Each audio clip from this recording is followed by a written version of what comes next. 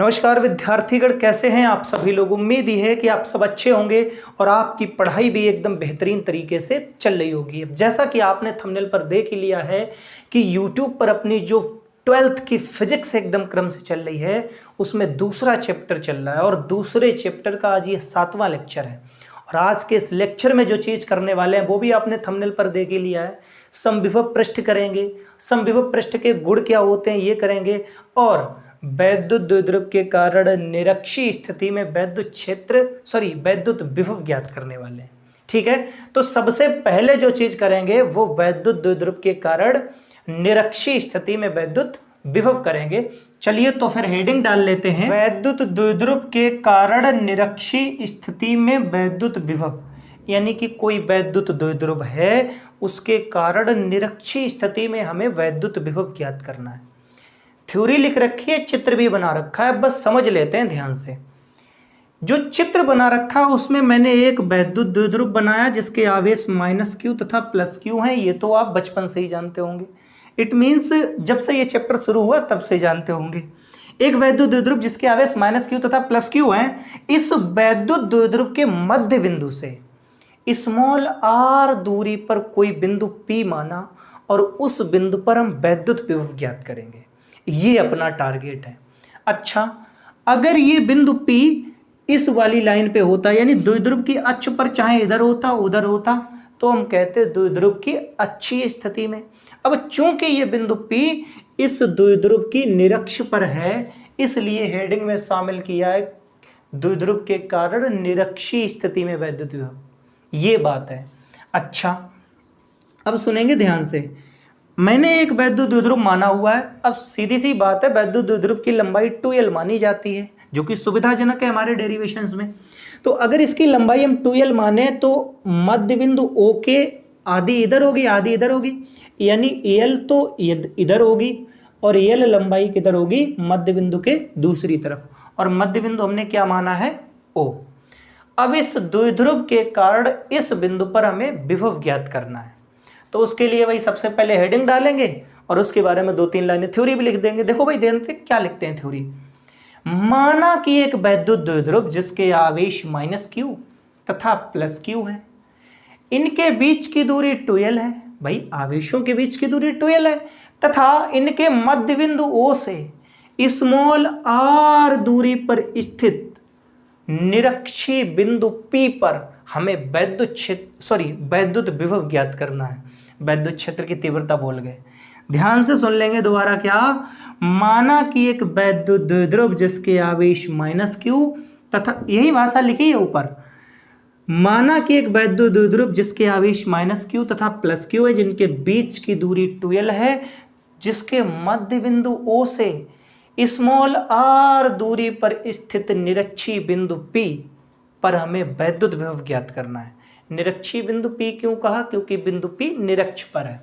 देखो भाई यही बात लिखी है, r दूरी पर स्थित निरक्षीय बिंदु P पर हमें वैद्युत विभव ज्ञात करना है।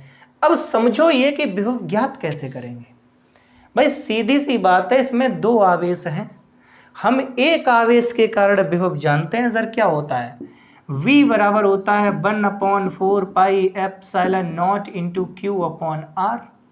अगर कोई आवेश Q है, उससे R दूरी पर विभव का फार्मूला ये होता है। अब इसमें 2 आवेश है तो क्या करेंगे, इस आवेश के कारण यहां निकाल लेंगे और इसके कारण यहां निकाल लेंगे, दोनों को जोड़ देंगे। क्यों, विभव अदिश राशि है इसलिए सीधा जोड़ा जा सकता है, उसमें दिशा नहीं होती है। देखो भाई ध्यान से, अगर मुझे सबसे पहले -q आवेश के कारण अगर निकालना है तो सबसे पहले तो ये पता चले कि -q आवेश से बिंदु P कितनी दूरी पर है। यही तो बात है। इसका मतलब हमें ये वाली दूरी पहले पता होनी चाहिए, ये वाली, ये दूरी। फिर सीधी सी बात है, पाइथागोरस प्रमेय लग सकती है। कैसे, ये मान लो कोण 90 का है, यही वाली बात, ये दूरी r है और ये दूरी l है, तो ये दूरी सब लोग बता सकते हैं कि सर √L² + R² होगी। भाई अगर इतनी चीज अगर आप जानते हैं, लंबी ये है, आधार ये है, तो कर्ण इतना होता है, तो ये दूरी कितनी हो जाएगी, √R² + L²। और सेम प्लस क्यू आवेश की यहाँ से हो जाए, क्योंकि वही तो दूरी आर एल है, तो ये वाली दूरी भी भाई हम लिख देते हैं क्या, ये चित्र थोड़ा सही बना लेना, ये दूरी भी हो जाएगी under root R square plus L square. अब मुझे दोनों आवेशों के बिंदु P से दूरी पता है, तो दोनों आवेशों के कारण बिंदु P पर विभव ज्ञात कर लेंगे और उन दोनों को जोड़ देंगे, तो पूरे द्विध्रुव के कारण विभव पता चल जाएगा। देखो भाई ध्यान से, सबसे पहले क्या लिखेंगे, माइनस क्यू आवेश के कारण बिंदु P पर विभव, माइनस क्यू आवेश के कारण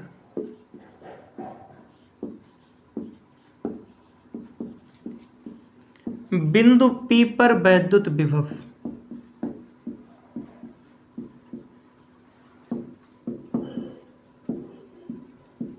बिंदु P पर वैद्युत विभव V बराबर, फार्मूला होता है 1/4 pi epsilon naught into Q upon R। सीधी सी बात, देखो आवेश Q नहीं, आवेश है माइनस Q, R मतलब दूरी, यानी आवेश से लेकर के बिंदु P तक की दूरी कितनी है, under root R square plus L square, तो बटे में आएगा under root R square plus L square. ठीक, क्यू अपॉन आर होता है, आर होती थी आवेश से लेकर बिंदु तक की दूरी, लेकिन आज आवेश से लेकर बिंदु तक की दूरी इतनी है, तो उसकी जगह पर इतना रखा जाएगा। देखो भाई ध्यान, इसको V1 कह देते हैं क्योंकि ये पहले वाले आवेश के कारण है। ठीक, अब हम क्या लिखेंगे, दूसरे आवेश के कारण, इसको थोड़ा अच्छा आगे बढ़ा लेते हैं। V1 बराबर कह सकते हैं माइनस का 1/4 पाई एप्सिलॉन नॉट, मतलब इस माइनस को आगे ले आए हैं, into Q upon under root R square plus L square. ठीक, ये तो हुआ V1। अब हम लिखेंगे प्लस क्यू आवेश के कारण, प्लस क्यू आवेश के कारण, प्लस क्यू आवेश के कारण बिंदु P पर विभव, बिंदु P पर विभव,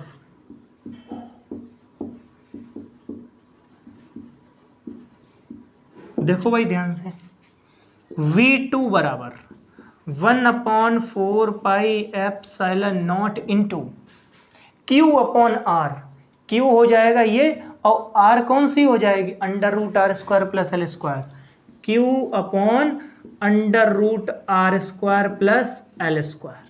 देखो भाई V1 भी पता कर लिया, V2 भी पता कर लिया, इसके कारण V1 है, इसके कारण V2 है, पूरे द्विध्रुव के कारण क्या होगा, V1 प्लस V2। देखो भाई ये मिटा देते हैं, अब हम क्या लिखेंगे, अतः कुल वैद्युत विभव,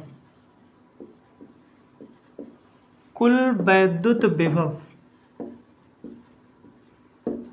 V बराबर होगा V1 प्लस V2, तो V बराबर, V1 का मान रखेंगे माइनस का, ये हटाओ, V1 का मान कितना है, माइनस का 1/4 pi epsilon naught into Q upon under root R square plus L square, Q upon under root R square plus L square. अच्छा, V1 का मान रख दिया, प्लस V2 का मान रखो, ये वाला उठा के पूरा बड़ा सा, 1/4 pi epsilon naught into Q upon, इसमें भी क्या है, under root R square plus L square. देखो भाई कुछ भी नहीं किया मैंने, V की जगह V लिखा, ये लिखा, V1 की जगह पर इतना रख दिया उठा के, भाई V1 बराबर ये है माइनस का इतना, ठीक, प्लस का प्लस लगा दिया हमने V2 की जगह पर, V2 का मान इतना है, तो जहां V2 लिखा था वहां ये उठा के रख दिया, बात खत्म। अब ध्यान से देखो, ये चीज और ये चीज दोनों बराबर है, एक माइनस की और एक प्लस की है, आपस में कट जाएंगे, इसका मतलब ये पूरा बवाल और ये पूरा बवाल कैंसिल हो जाएगा। भाई माइनस का 2 प्लस का 2 कट जाते हैं, वैसे ही माइनस का ये और प्लस का ये कट जाएगा, कितना बचेगा, B बराबर 0। यानी कुल मिलाकर के 0 करने के चक्कर में ये सब बवाल किया था, करने के चक्कर में नहीं, 0 होता ही है भाई, निरक्षीय स्थिति में विभव 0 होता है। अब दूरी पे निर्भर नहीं है, चाहे यहाँ कहीं भी देखते जाएं, अगर हम इस वाली रेखा पर कहीं भी विभव देखें तो विभव 0 ही आएगा। क्यों? क्योंकि विभव के फार्मूला में R नाम की चीज है ही नहीं, इसका मतलब R चाहे कुछ भी हो जाए, विभव कितना होगा, जीरो होगा भाई। तो ये वाला डेरिवेशन हो गया, हमने निरक्षीय स्थिति में विभव निकाल लिया भाई। इसके बाद हेडिंग डालेंगे क्या, समविभव पृष्ठ, और उसके बाद हम उस समविभव पृष्ठ के गुण देखेंगे। ठीक है, इसको मिटा देते हैं, फिर अगली हेडिंग डालते हैं। क्या हेडिंग डालेंगे अब, समविभव पृष्ठ। देखो भाई, समविभव पृष्ठ के नाम में ही इसकी परिभाषा छुपी हुई है। समविभव पृष्ठ यानी कि ऐसा पृष्ठ जिसके हर एक बिंदु पर विभव समान होता है, समविभव पृष्ठ कहलाता है। अच्छा, परिभाषा ही लिख देते हैं पहले कि किसी वैद्युत क्षेत्र में खींचा गया ऐसा पृष्ठ, किसी वैद्युत क्षेत्र में खींचा गया ऐसा पृष्ठ, ऐसा पृष्ठ जिसके प्रत्येक बिंदु पर विभव समान होता है, जिसके प्रत्येक बिंदु पर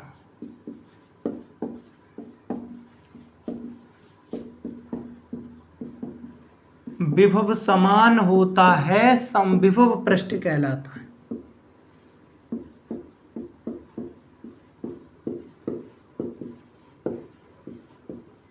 समविभव पृष्ठ कहलाता है। अच्छा भाई, परिभाषा तो हो गई, लेकिन अब आपके मन में विचार ये आएगा कि ऐसा पृष्ठ कहाँ होता होगा। सीधी सी बात है, ऐसा कौन सा पृष्ठ है जिसके हर एक बिंदु पर विभव समान हो। तो चलिए वो पृष्ठ भी हम आपको दिखा देते हैं। देखो भाई ध्यान से, जैसे मैं ये मान लूं कि यहां पर कोई प्लस क्यू आवेश रखा है एक बिंदु पर, ठीक, और वो बिंदु आम बिंदु नहीं है, वो बिंदु किसी गोले का केंद्र है। ठीक है, एक गोले की कल्पना कर लेते हैं हम, ये मान लेते हैं ये कोई गोला है जिसकी हमने कल्पना की है, एक गोले की कल्पना की है और इस गोले के केंद्र पर रखा हुआ है प्लस क्यू आवेश। अब सीधी सी बात है, अगर गोले के केंद्र से यहां पर r दूरी पर आप जाओ, चाहे गोले के केंद्र से इधर r दूरी पर आप जाओ, दोनों तरफ दूरियां बराबर हैं, दोनों तरफ दूरियां बराबर हैं। चाहे ऊपर की ओर r दूरी पर चले जाओ तो भी गोले के पृष्ठ पर ही रुकोगे जा करके, ये देखो। अगर इधर की ओर नीचे की ओर r दूरी पर चले गए तो भी गोले के पृष्ठ पर आएंगे, इधर r दूरी पर चले गए तो भी गोले के पृष्ठ पर, इधर r दूरी पर चले गए तो भी गोले, किधर भी r दूरी पर आप चले जाओ यहां से, आप गोले के पृष्ठ पर ही रुकेंगे जाकर। अब सोचो ध्यान से, अगर गोले के केंद्र से ये सभी दूरियां बराबर हैं और केंद्र पर ही आवेश रखा है प्लस क्यू, और केंद्र से सारी दूरियां बराबर हैं, इसका मतलब है यहां से लेकर यहां पर जो विभव होगा वही विभव यहां होगा, वही विभव यहां यहां यहां। इसका मतलब गोले के पृष्ठ के हर एक बिंदु पर विभव बराबर होगा, और अगर गोले के पृष्ठ के हर एक बिंदु पर विभव समान होगा तो गोले का पृष्ठ एक समविभव पृष्ठ होगा। क्यों? क्योंकि गोले के पृष्ठ के हर एक बिंदु पर विभव समान होगा।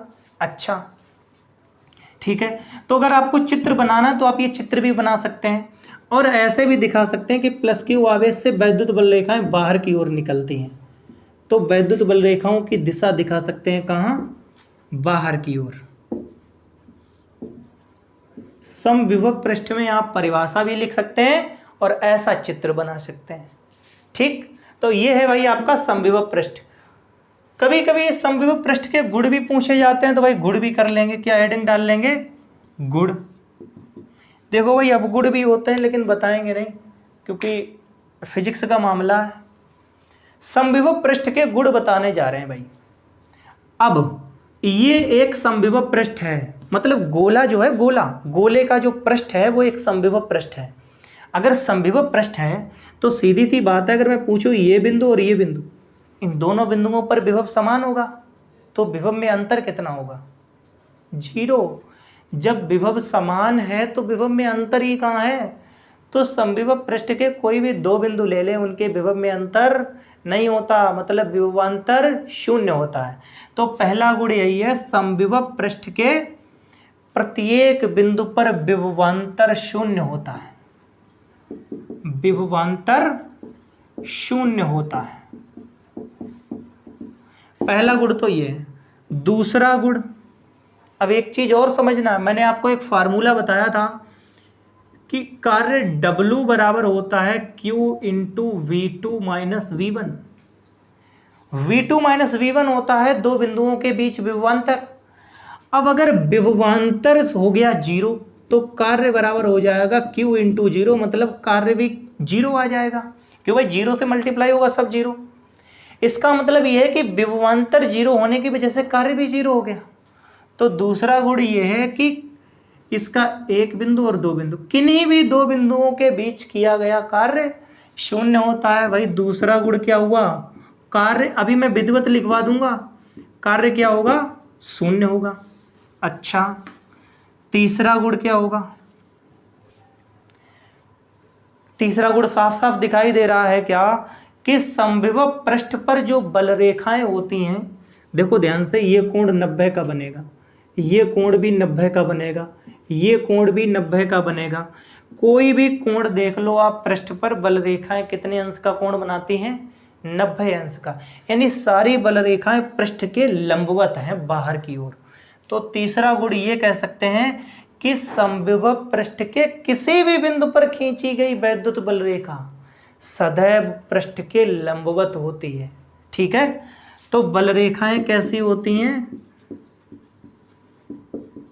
सदैव पृष्ठ के लंबवत। अभी मैं विधिवत लिख दूंगा ये सारी चीजें लंबवत, पहले गुण समझ लो हैं क्या क्या। ठीक, बल रेखाएं सदैव पृष्ठ के लंबवत होती हैं, एक गुण तो ये हो गया। अच्छा, अगर दो समविभव पृष्ठ हैं, एक कोई दूसरा समविभव पृष्ठ ले आए ऐसे ही, अगर उसको कटवा दें, तो क्या ऐसा हो सकता है कि दो समविभव पृष्ठ आपस में काट जाएं? नहीं हो सकता है। ठीक है, तो एक गुण ये भी हो सकता है क्या, चौथा गुण ये भी हो सकता है कि दो समविभव पृष्ठ एक दूसरे को काटते नहीं है। क्यों नहीं काटते, वही वाली कहानी, अगर काटे तो मान लो इस वाले बिंदु पर मैंने मान लिया काटे, तो वैद्युत बल रेखा किधर जाएगी, इधर, इस वाले आवेश की वजह से बल रेखा इधर जाएगी, और इसके अंदर जो आवेश है इसके कारण वैद्युत बल रेखा इधर जाएगी। यानी एक बिंदु पर दो दिशाएं हो गई और एक बिंदु पर दो दिशाएं नहीं हो सकती हैं।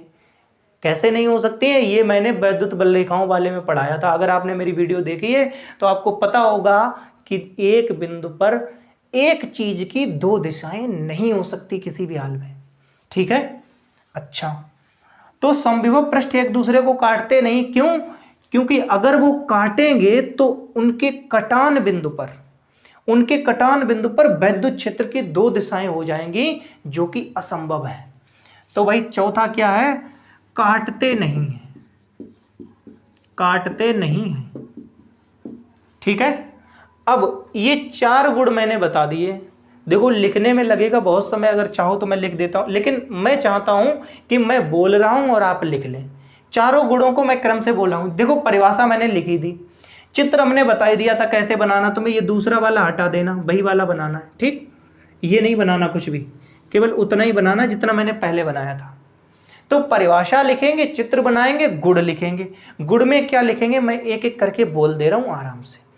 पहला गुण लिखेंगे, समविभव पृष्ठ के किन्हीं दो बिंदुओं के बीच विभवांतर सदैव शून्य होता है। दूसरा गुण, समविभव पृष्ठ के किन्हीं दो बिंदुओं के बीच किया गया कार्य सदैव शून्य होता है। तीसरा गुण, समविभव पृष्ठ पर खींची गई बल रेखाएं सदैव पृष्ठ के लंबवत होती हैं। चौथा गुण, दो समविभव पृष्ठ कभी भी एक दूसरे को काटते नहीं हैं, क्योंकि उनके कटान बिंदु पर वैद्युत क्षेत्र की दो दिशाएं होंगी, जो कि असंभव है। इतना आप लिख सकते हैं। तो भाई आज के लेक्चर में जो चीज़ मैंने वादा किया था शुरुआत में कि निरक्षीय स्थिति का डेरिवेशन कराएंगे और समविभव पृष्ठ पढ़ाएंगे, उसके गुण समझा देंगे, तो उतना काम हम कर चुके हैं। आगे की चीज़ें कल की क्लास में करेंगे। आज के लिए बस इतना ही।